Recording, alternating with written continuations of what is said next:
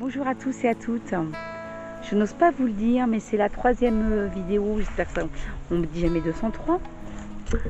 Parce que j'avais juste oublié de mettre le son. Donc aujourd'hui, d'ailleurs le soleil s'est déplacé pendant tout ce temps, ce qui est normal.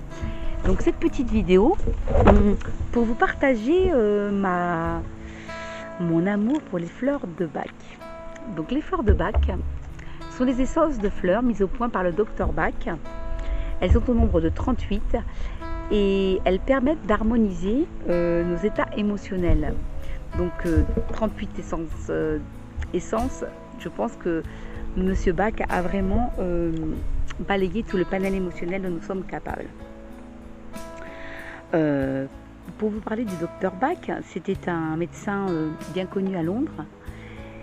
Et ce monsieur a eu l'intuition que chaque plante possédait des qualités énergétiques qui s'accordaient parfaitement avec toutes nos émotions, et donc elle avait un pouvoir d'harmonisation de nos émotions. Il a donc suivi son intuition profonde, il était très relié à son âme, et il a donc fermé son cabinet à Londres, chose très courageuse, pour se consacrer à l'étude de ces plantes et à la mise en œuvre de ces élixirs, de ces petits flacons magiques. Donc moi j'ai envie de vous partager, puisque j'ai commencé à me former, enfin j'ai fait plus que commencer, mais j'espère terminer rapidement au conseil en fleurs de Bach.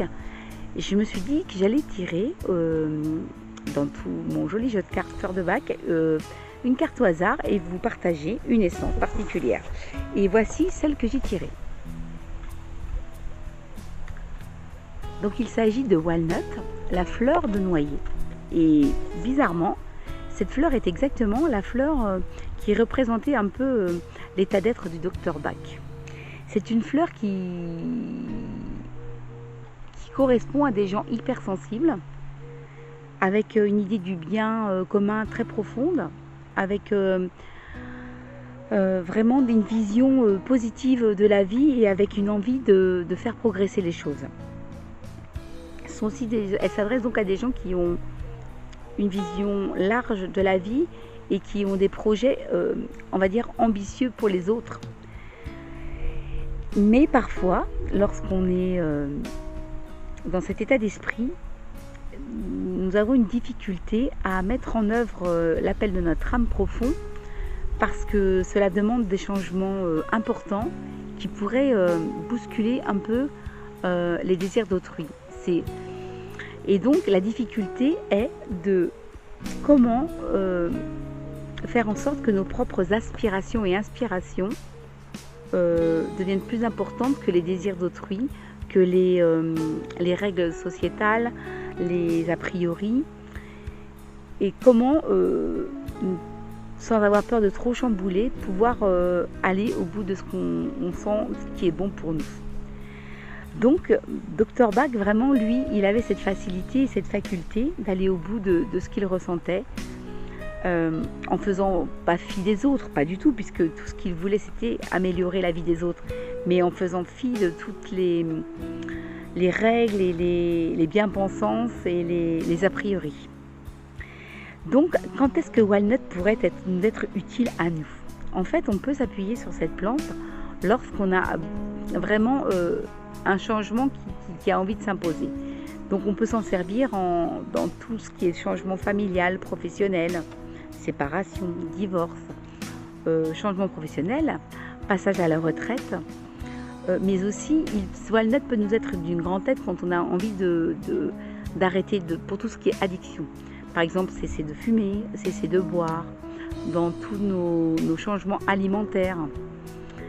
On peut vraiment, c'est une aide précieuse pour, par exemple, quand on a envie de mettre au point un projet qui paraît peut-être audacieux, peut-être fou pour les autres. Peut-être qu'on a des freins familiaux, des freins au niveau des amis, peut-être que les gens nous disent mais tu rends-tu compte, tu prends des risques. Ce Walnut à ce moment-là va être d'une essence, d'une aide formidable. On peut aussi, les praticiens peuvent s'en aider. Par exemple, lorsque certains patients peuvent être, comment dire, on appelle ça, pas toxiques, mais un peu des vampires énergétiques, des fois bien malgré eux. Également, lorsque dans notre entourage, on a des gens qui sont quand même relativement négatifs dans leur façon de penser, d'être, et que ça émane d'eux, et qu'on a des difficultés à se protéger. Vraiment, Walnut, c'est aussi l'essence de la protection voilà, du filtre, qui nous permet, nous, en tant qu'êtres hypersensibles, de ne pas être trop influencés par les autres. Donc on voit qu'il y a plusieurs applications, mais qui relèvent toujours des mêmes champs quand même d'action. C'est voilà, c'est tout ce qui est le moment où on a besoin de confiance pour passer à un autre état. Vraiment, c'est ça. Donc Walnut, on peut le prendre en gouttes. Hein. Je pourrais vous répondre si vous voulez par message pour les dosages. On peut l'associer aussi à d'autres essences selon notre problématique. Donc on peut dire que le Dr Bach a rangé toutes ces essences, 38 essences, en 7 familles. Et là, c'est vraiment la famille de l'hypersensibilité. Donc voilà. Et donc vraiment, on peut dire que c'est passer de l'hypersensibilité à une sorte d'autonomie. Voilà quelle serait un peu on peut aussi sur la carte, je lis, c'est de l'influençabilité vers une décision inébranlable. Donc c'est vraiment pour s'aider à se conforter dans nos choix. Et voilà. Le Dr Bach avait bien compris que l'ego, à un moment donné, devait être rééquilibré. Et toutes ces essences visent à cela. C'est faire en sorte que ce soit plus l'âme qui soit aux commandes et que l'ego reprenne la place qu'il doit prendre. Donc voilà en quoi agissent les plantes. Donc j'espère que cette petite vidéo, ce coup-ci, a bien été enregistrée, car j'ai mis le son, qu'elle vous sera d'une utilité et qu'elle ouvrira peut-être un dialogue entre nous. Je vous souhaite une très belle fin d'après-midi.